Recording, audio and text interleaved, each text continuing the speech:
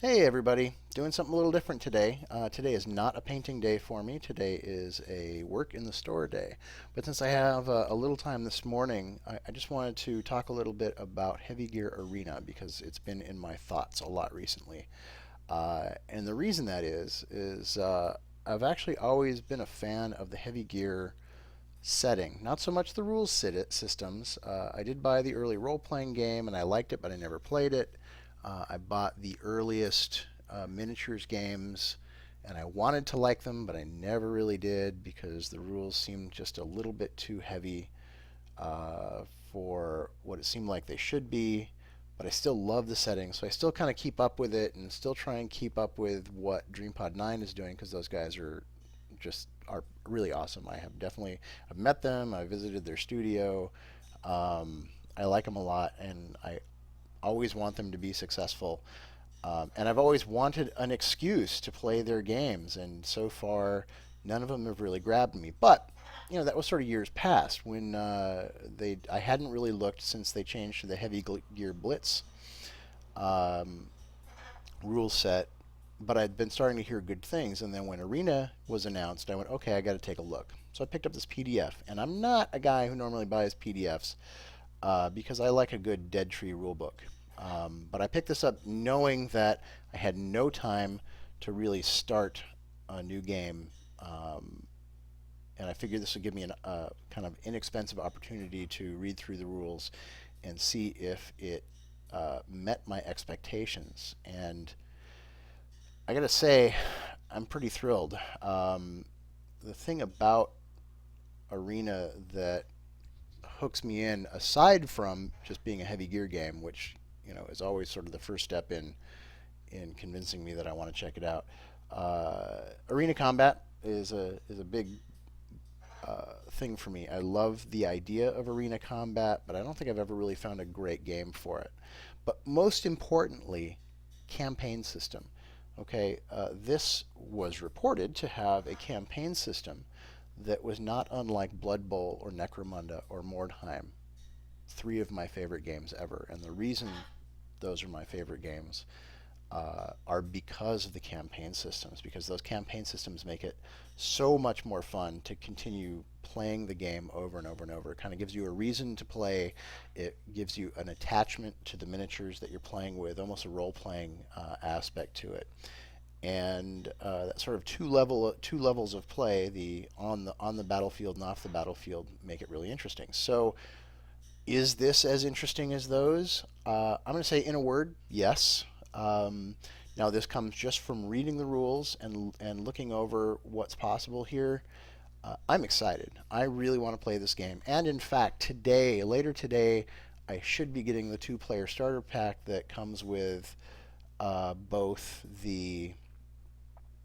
um, the printed rulebook, or at least a small version of the printed rulebook, as well as I think four minis, um, which is great.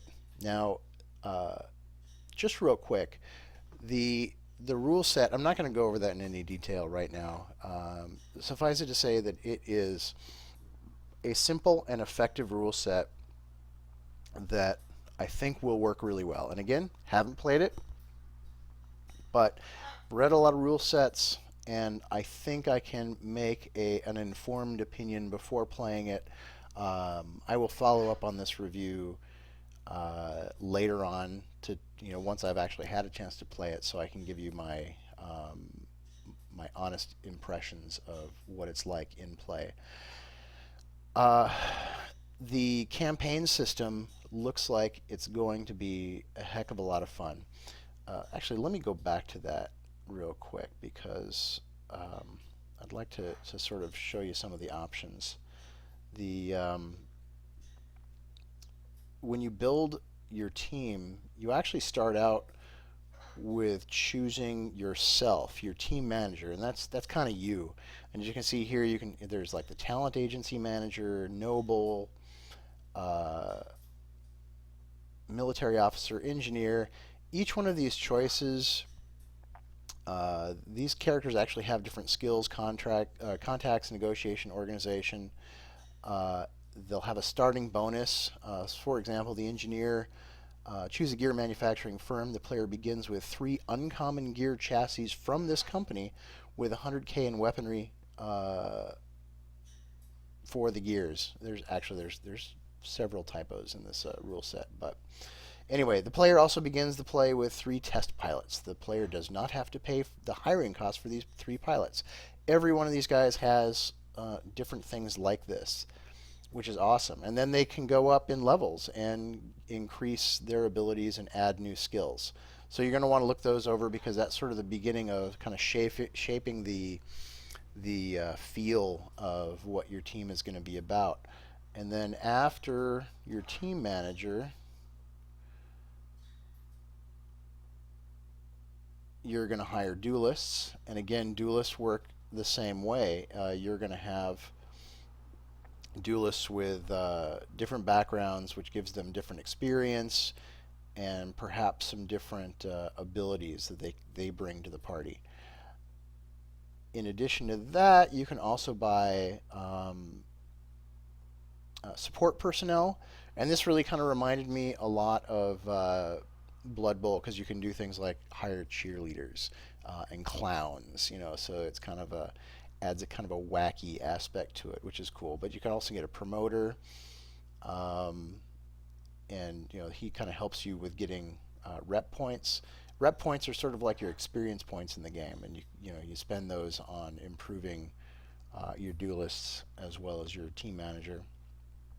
Then you're going to pick a sponsor, which is pretty cool. And again, every one of these things has its own sort of benefits and drawbacks.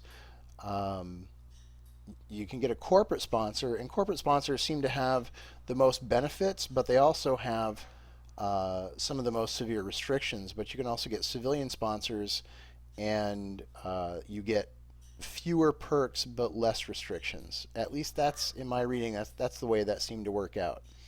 And then you can be sponsored by Krellin Foods, weird but tasty, or Cascade Brewery, things like that. It's kind of cool. It's like the NASCAR of gear combat. And then you're going to pick your gears and equip them. And once you're done with that, you're going to go out and beat on each other. And when that's done, you're going to see how you did and whether or not you got rep points. And what are you going to do with those rep points? What are you going to do with the money that you get to improve your gears? And that's just really awesome. This is actually one of those games where knowing how to do magnets on your miniatures would be very, very helpful because you're going to want to be able to swap out weapons as the game goes on. And you don't want to have to break your minis. You don't want to have to buy a whole new mini specifically just for this guy has a new gun, so I have to buy a new mini. No, just get some new weapons. They actually sell a weapons pack for they sell a weapons pack just for the arena models, and so if you know how to do magnetization and doing those kinds of conversions, then you can just be swapping out the weapons. So that's just really awesome. Now, I want to take a look at this. DreamPod 9 has always made amazing minis, and I don't know that they really get the attention that they really deserve for it. Their casting is fantastic, the sculpting is fantastic, and I've always loved their stuff. But you don't hear too much about it, and I think over the years the problem people have had with heavy gear, and the reason it hasn't gotten out as much as it might have in terms of popularity is for the same reason that I never really got sucked into it, is because the games seemed a little bit more cumbersome than they should be. And having now taken a look at the rules for Arena, I've now taken a closer look at Heavy Gear Blitz and have seen that I think they've learned that lesson. And I think that their rule sets are very streamlined and seem very elegant. and I think could work really, really well. If you get a chance, take a look at, I think Mini Wargaming has a sort of introduction to Heavy Gear Blitz. Um, it's a little slow, but it does cover the basics of the rules pretty well. So if you were interested, you could take a look at that. Just do a quick YouTube search for Heavy Gear, and you'll turn it up. But that's it. I mean, that's really it for right now. Until I get a chance to play the game, I don't have much more to say. And this is actually, wow, 10 minutes, really?